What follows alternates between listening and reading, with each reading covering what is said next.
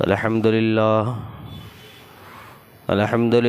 نحمده ونستعينه ونستغفره ونؤمن به ونتوكل عليه ونعوذ بالله من شرور أنفسنا ومن سيئات أعمالنا ونعوذ بالله من شرور أنفسنا ومن سيئات أعمالنا ونعوذ بالله من شرور أنفسنا ومن سيئات أعمالنا من يهده الله فلا مضل له ومن يضلل فلا هادي له ونشهد أن لا إله إلا الله وحده لا شريك له ونشهد أن سيدنا ومولانا محمدا عبده ورسوله وقال سبحانه وتعالى إن الله وملائكته يصلون على النبي يا أيها الذين آمنوا صلوا عليه وسلموا تسليما اللهم صل على محمد وعلى آل محمد كما صليت على إبراهيم وعلى آل إبراهيم إنك حميد مجيد اللهم بارك على محمد وعلى آل محمد كما باركت على إبراهيم وعلى آل إبراهيم إنك حميد مجيد صدق الله العظيم وصدق رسوله الكريم أما بعد محترم حضرات، اللہ تبارک و تعالی نے ہم سب کو یہ معزز اور مقرب بابرکت والے مہینے میں اللہ پاک نے ہم سب کو جوڑا ہے،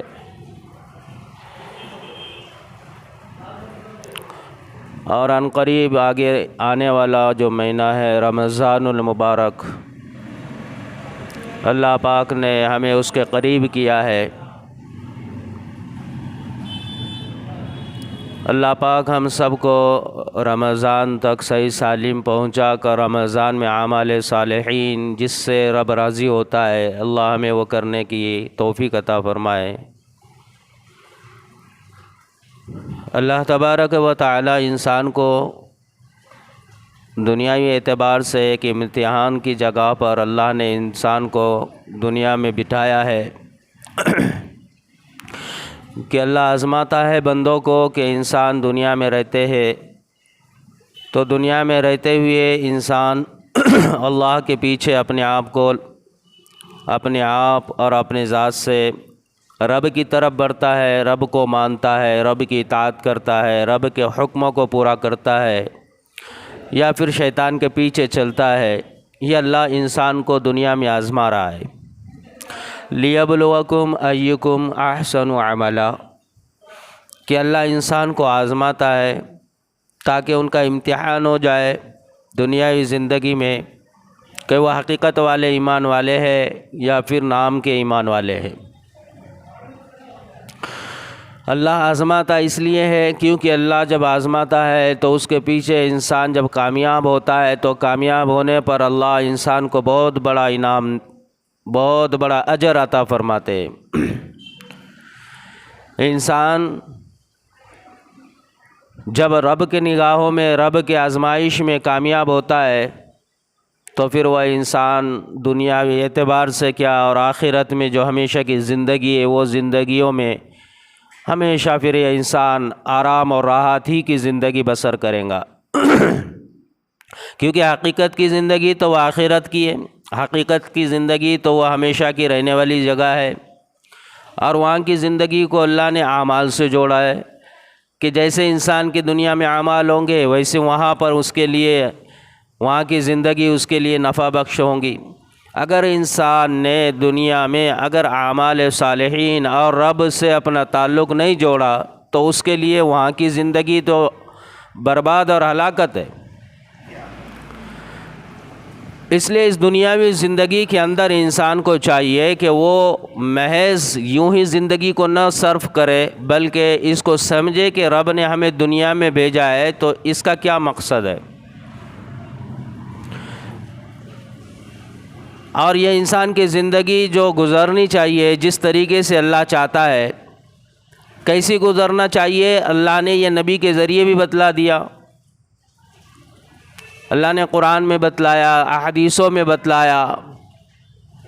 کہ تمہارے لیے زندگی گزارنا کوئی مشکل کام نہیں ہے، کیونکہ نئی چیز تمہیں کوئی تلاش کرنی ہی نہیں ہے، کیونکہ تمہارے لیے اللہ پاک نے نبی علیہ الصلاۃ والسلام کی زندگی کو سامنے دے دیا ہے کہ ان کی زندگی کو اپنے سامنے رکھو اور پھر اپنی زندگیوں کو اس رخ پر اور اس راستے پر چلاؤ۔ لقد كان لكم في الله اسوة حسنة، یہ نبی علیہ الصلاۃ والسلام کی زندگی ہے جو ہمارے لیے اسوہ حسنہ ہے۔ اگر ہم نے اس زندگی کو سامنے رکھ کر اپنی زندگیوں کو گزارا تو پھر ہماری دنیا کی زندگی مختصر سی وہ تو بہرحال گزریں گی، لیکن وہ زندگی بھی کامیاب گزریں گی،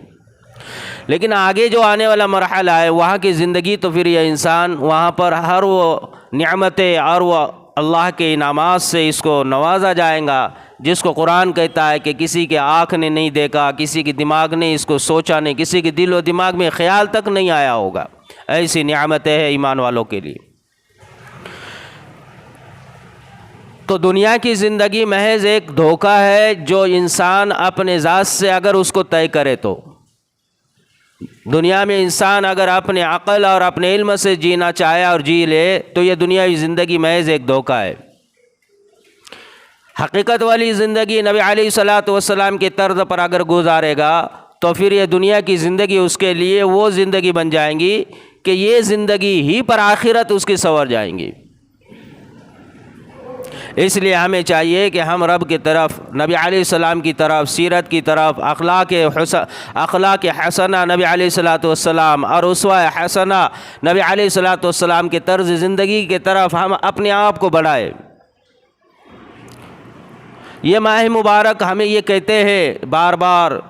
اس کی ایک ایک ساتھ، ایک ایک لمحہ، ایک ایک سیکنڈ ہمیں یہ کہتا ہے کہ تم رب سے اپنا تعلق جوڑو، اپنے گناہوں سے اپنے آپ کو پیچھے کرو، شیطان سے دشمنی کر لو، رب سے دوستی کر لو، اپنے آپ کو رب کی طرف بڑھاؤ، شیطان سے اپنے آپ کو دور کرو، غفلت میں نہ رہو، خواہشات پر نہ چلو، دل و دماغ کی نہ سنو، بلکہ اللہ کے حکم کے مطابق اللہ کیا کہتا ہے، نبی علیہ السلام نے کیا فرمایا اس کے پیچھے چلو۔ جب یہ انسان نبی علیہ الصلاۃ والسلام کے لائے ہوئے دین کے مطابق اپنی صبح اور اپنی شام اور اپنے اعمال صالحین اور اپنی دنیاوی کام کرتا ہے تو پھر یہ اس کے لیے اللہ رب العالمین رحمت، اس کے لیے اللہ کی رحمت اس کے اوپر خاص طریقے سے نازل ہوتی ہے۔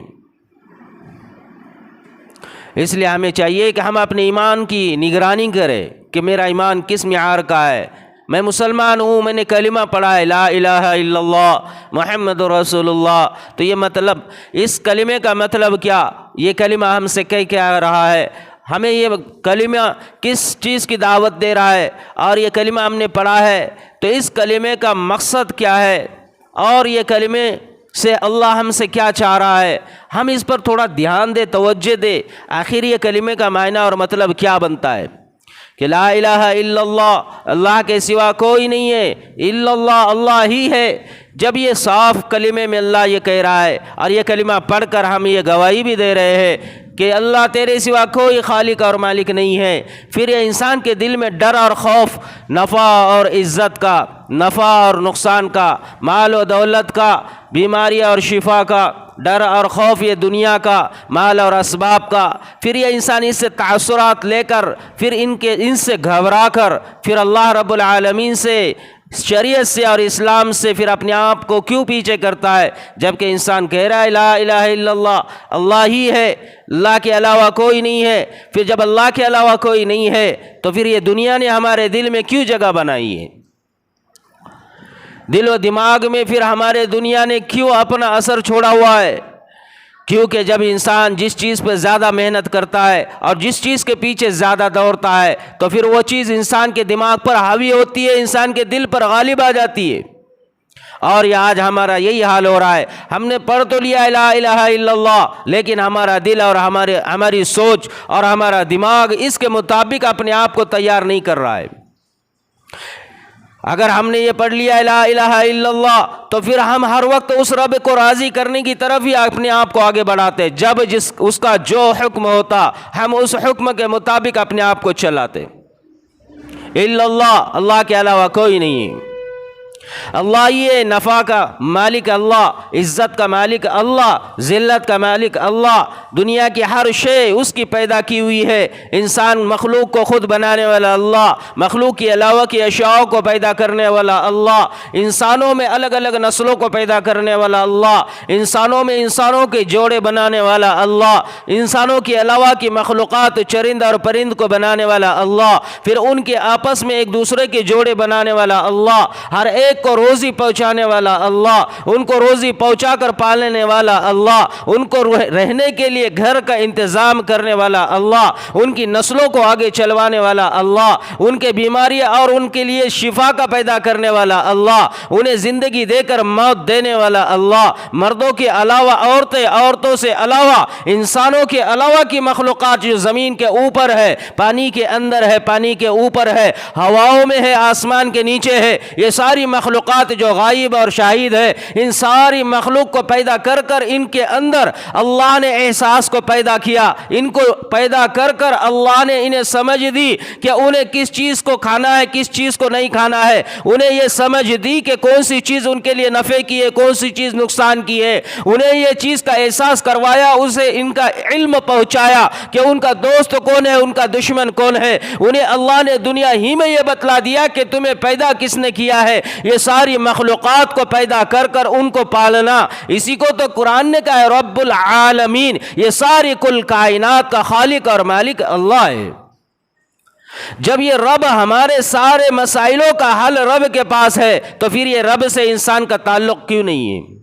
پھر یہ انسان رب کی طرف کیوں نہیں بڑھتا؟ پھر رب کی حرام کی ہوئی چیزوں سے کیوں اپنے آپ کو پیچھے نہیں کرتا؟ پھر رب نے جس چیز سے روکا ہے انسان اس سے کیوں نہیں رکتا؟ جبکہ رب کی طاقت زمین اور آسمان سے اوپر اور آسمان کے نیچے، زمین کے نیچے اور مشرق اور مغرب، شمال اور جنوب میں، سمندر میں، نہر میں، ہر جگہ پوری کل کائنات کل، اللہ فرماتا ان اللہ علی کل شیء قدیر، جو کچھ ہے سب اسی کا ہے، اول سے آخر تک، آج سے آئندہ تک، پیچھے تک، ہمیشہ سے ہمیشہ تک، ساری اشیاء پر قدرت اور طاقت اسی رب کی ہے جس نے انسان کو پیدا کیا، جس نے مخلوقات کو پیدا کیا، جس نے زمین آسمان کو پیدا کیا، جس نے زمین آسمان کو پیدا کر کر اس کو ایک کام اور ایک بنیاد، ایک مقصد کے ساتھ پیدا کر کر وہ اپنے مقصد کو پورا ان سے کروا رہا ہے۔ ساری اشیاء، ساری مخلوقات کو اللہ نے جو پیدا کیا ہے کسی ایک خاص کام اور مقصد کے لیے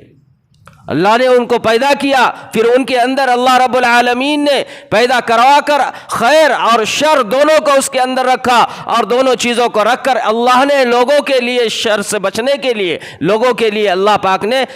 یہ حکم دیا ہے کہ تم خیر کا بڑھاوا کرو اپنے اندر کی ذات سے اور لوگوں کو نفع پہنچاؤ، اور پوری مخلوقات کو اللہ رب العالمین نے یہ کہا کہ تم بھی خیر کو پھیلاؤ، نفع کو پھیلاؤ، اور شر سے لوگوں کی تم اپنی ذات سے حفاظت کرو۔ اسی کو قیامت کے دن اللہ نے کہا ہے کہ جب حساب لوں گا، جس نے شر کیا ہے اس کو اس کا بدل ملے گا، اور جس نے خیر کی ہے اس کو اس کا اجر ملے گا۔ تو یہ پوری کائنات جو پوری زمین پر انسان نے جو بنائی ایسی نہیں بنائی، اس لیے انسان کو چاہیے کہ وہ اپنے رب کے ساتھ اپنا تعلق جوڑے، اپنے رب کے ساتھ اپنے آپ کو آگے بڑھائے، حرام چیزوں سے بچے۔ یہ ماہ مبارک، یہ مقدس مبارک مہینہ جو چل رہا ہے، اس کے آگے جو مہینہ آنے والا ہے اس کے لیے ہم تیاریاں کریں، اپنے ایمان کو ٹٹولے کہ میرا ایمان ہے بھی کہ نہیں، کس معیار کا ہے۔ ہم تو ڈر جاتے ہیں غربت کے بہانے سے، فقر و فاقہ کے بہانے میں، اہل و عیال اور دوست اور احباب کے ڈر اور خوف سے ہم نے اپنے آپ کو پیچھے کیا ہوا ہے، دنیا کے تاثرات کو دل میں لے کر۔ لیکن میرے بھائیوں، نبی علیہ الصلوۃ والسلام نے فرمایا کہ تم خیر کے کام خود بھی کرو، دوسروں کو بھی اس کام کے اوپر اپنے آپ کو کھڑا کرو۔ ابن ابی حاتم میں صدی بن عجلان رحمت اللہ علیہ فرماتے کہ نبی علیہ الصلوۃ والسلام نے انہیں اپنے قبیلے کی طرف، وہ کہتے ہیں میں مسلمان ہوا، میں نے اسلام قبول کیا، میں اسلام قبول کیا، نبی علیہ السلام نے مجھے اپنے قبیلے کی طرف جانے کا حکم دیا اور کہا کہ جاؤ اپنے بستی میں جا کر انہیں اسلام کی دعوت دو۔ میں پہنچا بستی کے اندر، میں نے وہیں پر اپنے آپ کو جو ہے قیام گاہ بنائی، وہیں پر میں رہنے لگ گیا، لوگوں کو خوب اسلام کی طرف، اللہ کی طرف دعوت دینے لگ گیا۔ تو میرے اہل وعیال یا میرے دوست اور احباب اور میرے بستی کے کچھ لوگ میرے پاس ایک دن میں بیٹھا ہوا میرے قریب آئے۔ جب میرے قریب آئے تو انہوں نے میرے سامنے دیکھا کہ میں بیٹھا ہوا ہوں اور میں اپنی ذات سے اپنے رب کا ذکر کر رہا ہوں، تو وہ لوگ آ کر میرے سامنے، میرے سائڈ میں آ کر بیٹھ گئے اور کھانے کی کچھ اشیاء کو میرے سامنے رکھا، اور وہ بھی اس کے اطراف میں بیٹھ کر اپنے آپ کو بٹوا کر کہنے لگ گئے کہ صدی آ جاؤ تم بھی کھا لو۔ تو میں نے جب دیکھا تو ان کے کھانے کے اندر کیا تھا کہ ان کے پیالوں میں خون بھرا ہوا تھا اور ان کے پیالوں میں گوشت تھا۔ وہ کھانے کے لیے مجھے بھی بلوا رہے اور وہ خود بھی کھانے کے لیے اپنے آپ کو آگے بڑھا رہے۔ تو میں نے ان سے کہا کہ یہ سب چیزیں تمہیں بتلاؤ، میں جہاں سے آ رہا ہوں اس نے یہ چیز جو تم کھا رہے ہو اس کو حرام قرار دیا ہے، لہذا یہ چیز کھانا جائز نہیں ہے، حرام ہے جو تم کھا رہے ہو، جو خون ہے۔ تو انہوں نے کہا کہ صدیق تم کیا کہہ رہے ہو، ہمیں پوری بات بتلاؤ۔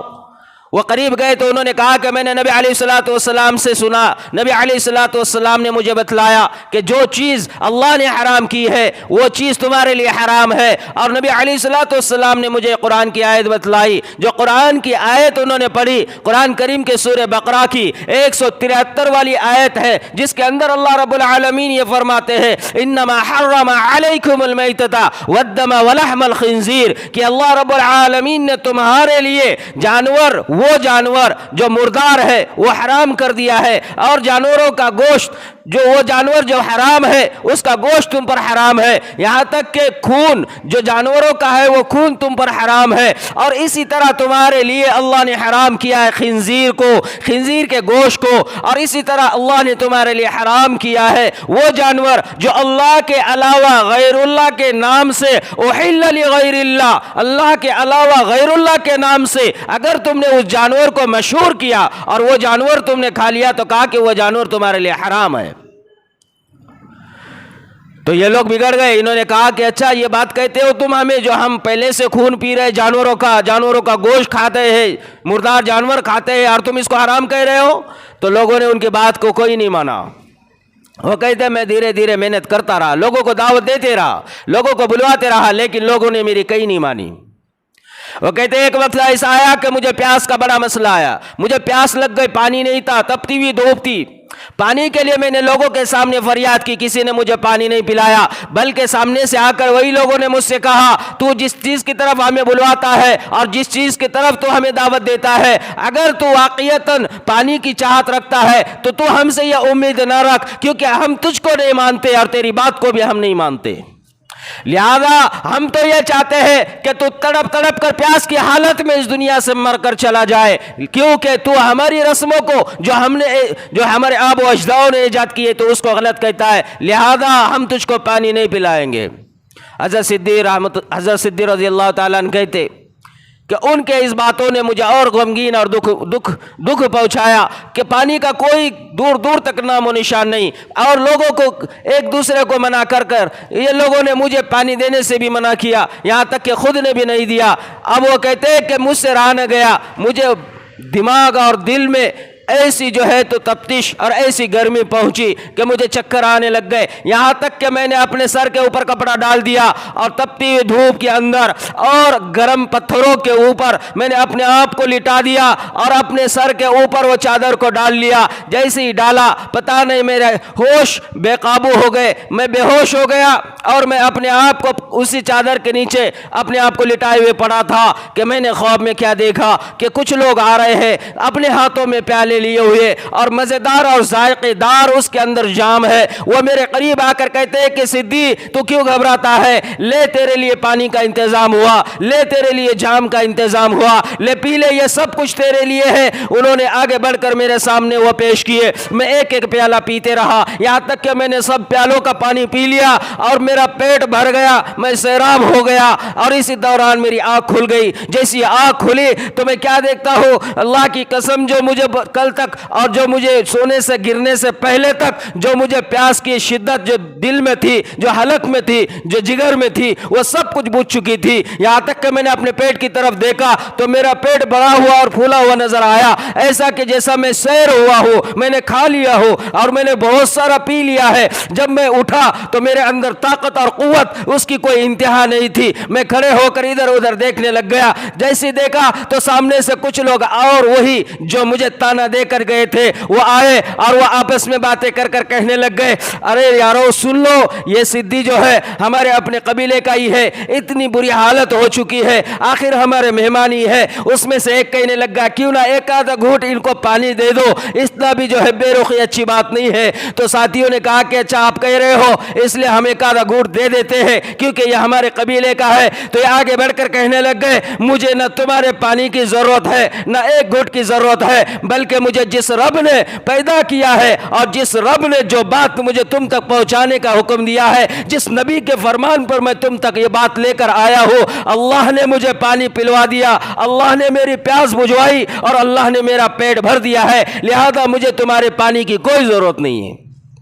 वो आगे बढ़े और आगे बढ़कर कहने लग गए, तुम क्या कह रहे हो? उन्होंने कहा कि देखो मेरे पेट की तरफ। वो देखने लग गए, जो पेट कमर को छिटका हुआ था वो पेट फूला हुआ है, ऐसा कि जैसा खूब सैर हो गए हैं। वो कहने लग गए कि तुम्हें किसने दिया? तो उन्होंने कहा कि उसी रब ने, जिस रब की मैं तुम्हें दावत दे रहा हूँ। जब लोगों ने यह हालत हजरत सिद्दीक रज़ी अल्लाह तआला अन्हु की देखी, वो फौरन समझ गए ये जो बात लेकर आए वो बात कोई मामूली बात नहीं है, यकीनन इनके साथ अल्लाह की मदद है और यकीनन ये जो कहते हैं वो और सही है। लिहाजा उनके इस करामत पर अल्लाह रब्बुल आलमीन ने उनके जरिए से पूरे लोगों को हिदायत दी और सब की सब लोग मुसलमान बन गए।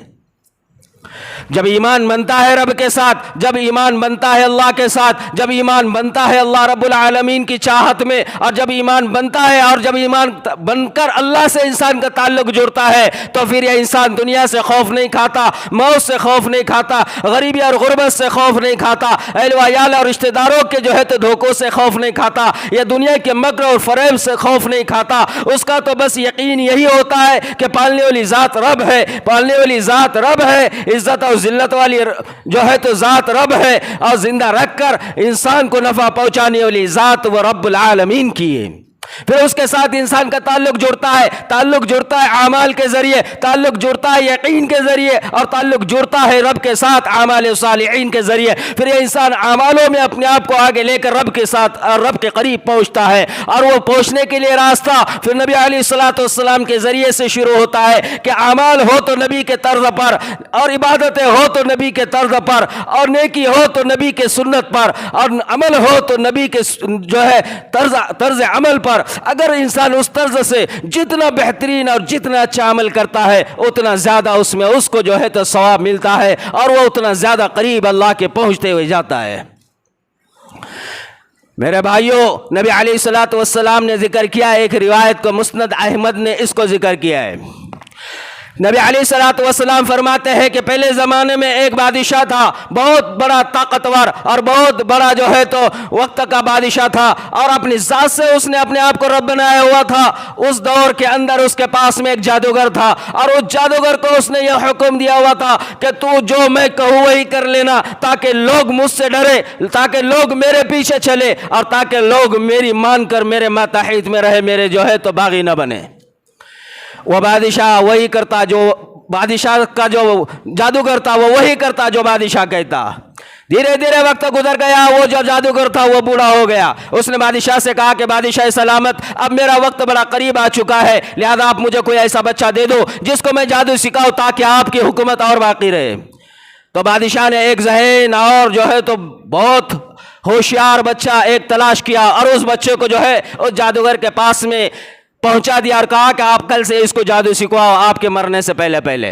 وہ بچوں کو وہ جادو سکھلانے کے لیے جو ہے وہاں پر روزانہ جانے کا حکم ہوتا. وہ بچہ اپنے گھر سے نکلتا, بادشاہ وہ جادوگر کی طرف اپنے آپ کو لے جاتا, لیکن جب لے جاتا تو راستے میں ایک راہب تھا جو اللہ کا نیک بندہ تھا, جو اللہ کی طرف لوگوں کو جوڑتا تھا, جو نبی کی دعوت تھی اس دعوت پر لوگوں کو واعظ اور نصیحت کر کر اپنی جو ہے تو نبی کے ساتھ, اللہ کے ساتھ اور اس دین پر جو اللہ نے زمین پر اس وقت اتارا تھا اس دین سے لوگوں کو جوڑتا, وہ واعظ اور نصیحت کرتا. یہ وہاں سے گزرا تو اس نے دیکھا کہ میں آگے جا رہا ہوں جادو سیکھنے, لیکن راستے میں دیکھتا کیا ہو, لوگ بیٹھے ہوئے ہیں اور ایک اللہ کا بندہ ہے جو لوگوں کو ایک رب سے دعوت دے رہا ہے, ایک رب کے ساتھ جڑنے کی پیغام اور دعوت اور نصیحت کر رہا ہے. وہ دعوت دے رہا ہے, وہ نصیحت کر رہا ہے. وہ کہتے ہیں مجھے بڑا اچھا لگا, میں وہی کھڑے ہو کر وہ باتیں سننے لگ گیا. لیکن پھر جب جاتا تو لیٹ ہوتا, تو وہ وہاں پر جاتا تو وہ جادوگر مجھے مارتا. پھر وہاں پر لیٹ ہوتا تو گھر جاتا تو گھر والے مجھے مارتے, یہاں تک کہ میں ادھر بھی پیٹتا ادھر بھی پیٹتا, اور روزانہ جاتے ہوئے میرا دل یہ گوارا کرتا کہ میں اس کے پاس بیٹھ کر جو ہے تو وہ باتیں سنوں جو اللہ کا جو ہے تو اللہ کا نیک بندہ تھا ان کی باتیں.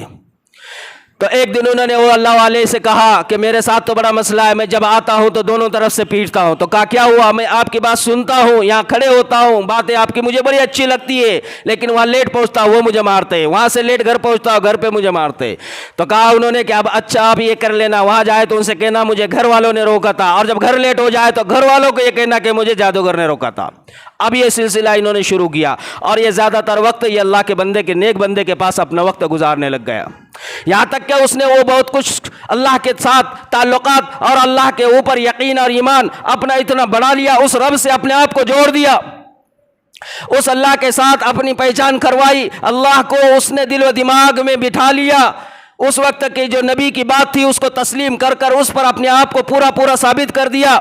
جب یہ راستے سے ایک مرتبہ گزرنے لگ گیا تو دیکھتا ہے کہ راستے میں ایک بہت بڑا سانپ ہے, اتنا بڑا سانپ ہے کہ اس کی وجہ سے لوگ جو ہے راستے پر کھڑے ہوئے ہیں, ادھر والے ادھر کھڑے ہوئے, ادھر والے ادھر کھڑے ہوئے, بہت سارے لوگ جو ادھر ادھر ہے وہ بہت سارے پریشان حال ہے, سب کا راستہ رکا ہوا ہے. اب یہ بچہ کہنے لگ گیا اگر یہ مسئلہ ہے تو اب میں یہاں پر اس راہب کو آزماتا ہوں, کیوں نہ میں ایک جو ہے تو آزمائش لوں. ایک کنکر اٹھائی اور کہا اگر واقعتاً یہ جو راہب ہے جس سے میں علم سیکھ رہا ہوں اور وہ جو جادوگر ہے وہاں سے میں جو جادو سیکھ رہا ہوں, آج میں دونوں کا امتحان لیتا ہوں. اور یہ کہہ کر اس نے پتھر اٹھایا اور پتھر اٹھا کر کہا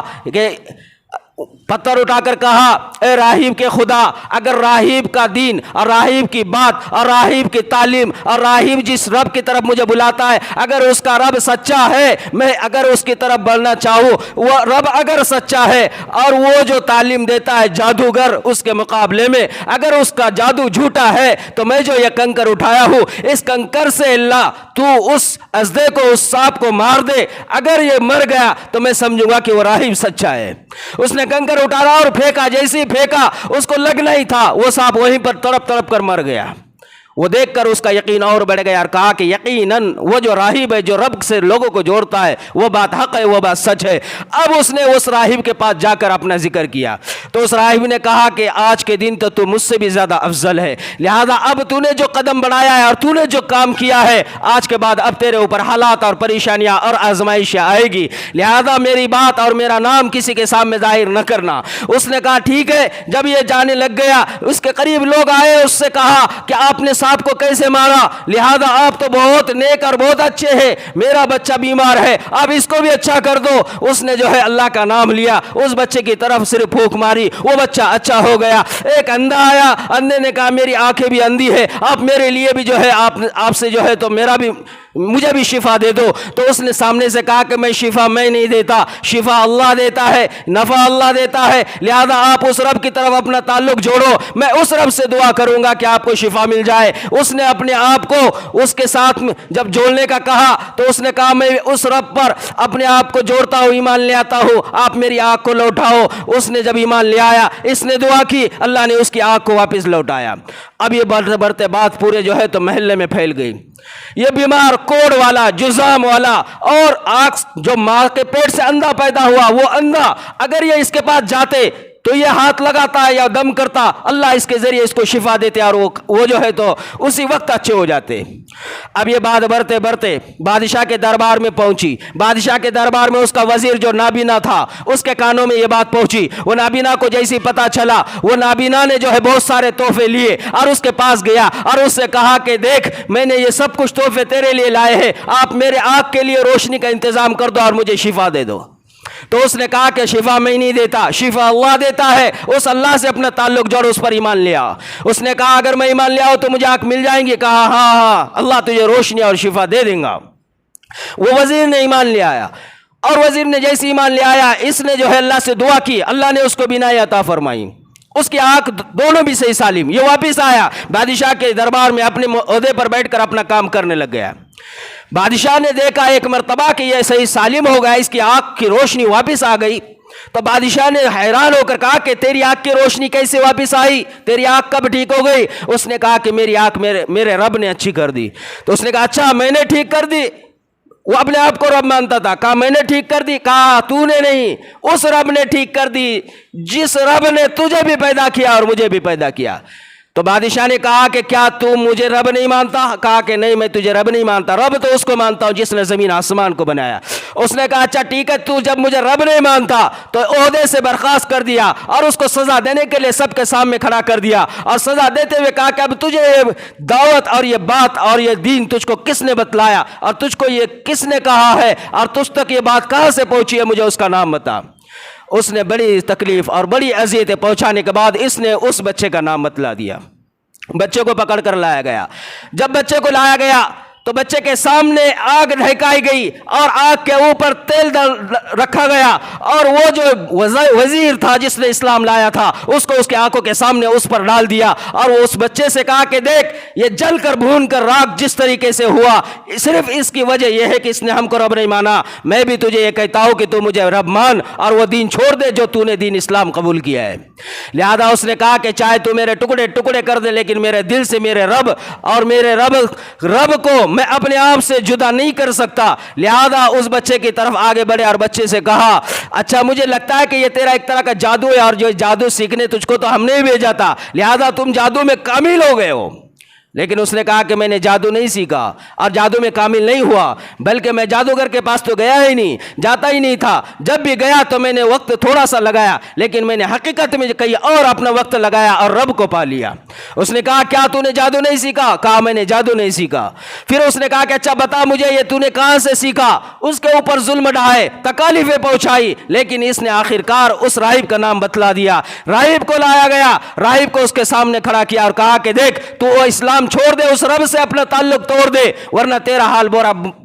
برا اور انجام ناک کر دیں گے۔ اس نے ایک بھی نہ سنی، بچہ نہ ڈرا نہ گھبرایا، اس کے سامنے اس راہب کو کھڑا کیا، اس کے سر سے لے کے پیر تک اس کے دو حصے کر دیے، اس کو چیر کر الگ کیا تاکہ اس کو ڈرائے اور تاکہ اس کو گھبرائے۔ اس راہب کو بھی کہا کہ تو اس رب کو چھوڑ دے، اور راہب نے تو پہلے ہی کہہ دیا تھا چاہے میری زندگی ہو چاہے میری موت ہو اور رب ہی کے لیے ہو۔ اس کے دو ٹکڑے کر دیا، اس کو چیر کر الگ کر دیا، لیکن وہ بچہ جس نے علم سیکھا تھا، جس نے رب کو دل میں بٹھایا تھا، اس نے رب کو دل سے نہیں نکالا۔ جب اس نے نہیں نکالا تو اس نے کہا اپنے سپاہیوں کو اس کو لے جاؤ پہاڑ کے اونچائی کے اوپر، اور اوپر لے جا کر اس کو اوپر سے نیچے ڈھکیل دو۔ سپاہیوں نے اوپر لے کر گئے، پہاڑ کے اونچے چوٹی کے اوپر لے گئے۔ جب اس کو وہاں سے ڈھکیلنے لگ گئے، اسی وقت اس بچے نے کہا یا الہ العالمین اللہم اکفنیہم بما شئت، اے اللہ تو جس طرح چاہے اس طرح تو مجھے ان سے بچا لے۔ جیسے اس نے یہ دعا کی پہاڑ ہلنے لگ گیا، اور جو سپاہی لینے کے لیے آئے تھے وہی لڑکتے ہوئے زمین پر آ کر مر گئے۔ یہ وہاں سے سالم وہاں سے اپنے پیروں سے اترا، بادشاہ کے دربار میں پہنچا۔ بادشاہ نے کہا کہ تیرے ساتھ کیا معاملہ ہوا؟ تو صحیح سالم یا تجھ کو تو ہم نے مارنے کے لیے بھیجا تھا، ہمارے سپاہی کہاں ہے؟ تو اس نے کہا تیرے سپاہی سب کے سب مر گئے۔ کہا تو کیسے بچا؟ کہا کہ مجھے اس رب نے بچایا جس رب کی میں دعوت دیتا ہوں، جس رب کی طرف میں تمہیں بھی بلاتا ہوں۔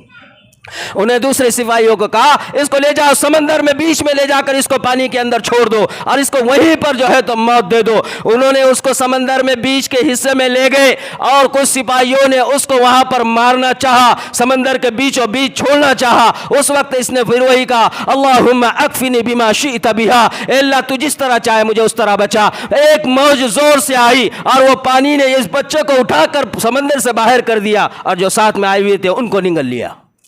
फिर ये बादशाह के दरबार में, बादशाह ने कहा कि मेरे सिपाही कहाँ है? कहा कि समंदर ने उन्हें लुकमा बना लिया। कहा तू कैसे बचा? कहा कि मेरे रब ने मुझे बचाया। फिर सामने से बच्चा कहने लगा तू चाहे जितनी कोशिश कर ले मुझे मार नहीं सकता, अगर तुझे मारना ही है मुझे एक तदबीर मैं बताता हूँ तो उस तदबीर से मुझे मार, अगर तूने मुझे मार दिया तभी मैं मर सकता हूँ। उसने कहा कौन सी तदबीर? कहा एक मैदान के अंदर पूरे लोगों को जमा कर दो और एक खजूर के तने से मुझे बांध दो और मुझे बांध कर मेरी कमान से मेरा तीर निकालो और मेरी कमान पर मेरा तीर तान दो और तान कर पूरे मजमे के सामने मेरी तरफ निशाना बांधो और उस वक्त ये कहो बिस्मिल्लाहिर्रहमानिर्रहीम बिस्मिल्लाहिर्रहमानिर्रहीम और बिस्मिल्लाहि रब्बी हाज़ल गुलाम के अल्लाह बिस्मिल्लाह उस रब के नाम से जो इस बच्चे का रब है मैं तुझको तीर मारता हूं ये कह दो और ये सब के सामने मेरे ऊपर तीर छोड़ दो मैं मर जाऊंगा। उसने वैसे ही किया, सारा मजमा जमा कर दिया, पूरे लोग जमा हो गए। चर्चे तो पहले हो गए थे उस बच्चे के, सब लोग जमा हो गए। जब इसने तीर मारा और बिस्मिल्लाहि रब्बी हाज़ल गुलाम कहकर तीर छोड़ा, वो तीर लग गया बच्चे के कनपट्टी में। बच्चे ने हाथ उठाया, सिर्फ हाथ रखा और उसी हालत पर मर गया। जब सारे लोगों ने ये आवाज सुनी कि ये मरा है बिस्मिल्लाहि रब्बी हाज़ल गुलाम यानी उसी के रब के नाम से, लिहाजा सब की सब मजमा चीखते हुए कहने लग गया ये बच्चे का रब सही है, इस बच्चे के रब पर हम भी ईमान ले आते हैं जिस रब पर ये बच्चे ने अपनी जान को कुर्बान कर दिया। सारा मजमा जो है तो मुसलमान हो गया। बादशाह और हैरान, बादशाह के वजीर ने कहा इस बच्चे ने हमारे साथ तदबीर चली और हम उसके जाल को न समझ सके, हम तो चाह रहे थे इसको मिटाए ताकि लोग जो है हमारे बागी ना बने, अब तो खुले आम सब के सब लोग मुसलमान बने। बादशाह से रहा ना गया, बादशाह ने कहा कि महलों में खड्डे खुदवा दो, रास्तों में खड्डे खुदवा दो और हर जगह लकड़ियां भर दो, आग लगा दो और जितने लोग मेरे खिलाफ है उन सबको इसके अंदर डाल दो, उस रब से उनका ताल्लुक छोड़ दो, अगर जो उस रब को तोड़ता है छोड़ता है उसको छोड़ दो वरना सबको जला दो। उसने वैसे ही किया, सब लोग जो मुसलमान हो चुके थे उन्हें उन आग के अंदर डालने लग गए। अब लोगों ने कहा तुम क्या डालते हो, हम खुद ही उस रब के लिए अपनी जान कुर्बान करते हैं। जहां आग देखते हैं रब के नाम पर लोग खुद आग में जाकर कूद जाते। एक मासूम बच्चा लेकर, एक औरत अपने गोद में लेकर, छोटा सा दूध पीता बच्चा लेकर एक औरत अपने आप को आगे बढ़ाने लग गई और जब सामने आग का जो है तो खड्डा आया, जब वो आगे आग देखती तो अपने बच्चे को अपने गोद में देखती तो दिल में थोड़ी देर के लिए ख्याल आया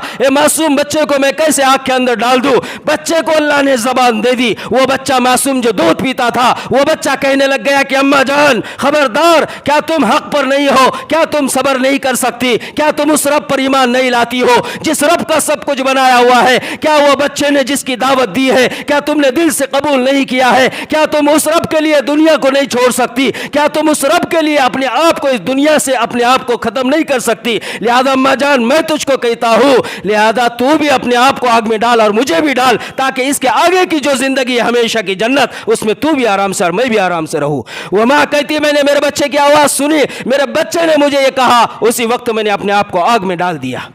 मेरे भाइयों ऐसे लोग थे जिन्होंने रब को नहीं छोड़ा, ऐसे लोग थे जिन्होंने रब को अपने आप से ऐसा जुड़ाया और मिलाया हुआ था। लिहाजा हमें भी चाहिए मुकद्दस मुबारक महीनों में रब से चिमट जाए,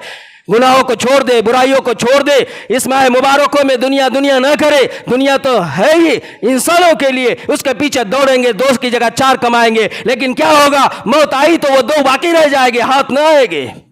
अमाल सालीन अगर एक की जगह दो करेंगे वो एक भी नफा देंगी और दूसरी भी कब्र में साथ आएंगी। तो मेरे भाइयों अल्लाह से दुआ है अल्लाह पाक हमें सही मायने में अमाल सालिहीन करने की तौफीक अता फरमाए और इस माह मुबारक की कदर करने की तौफीक अता फरमाए। आखिर दाना अल्हम्दुलिल्लाह रब्बिल आलमीन।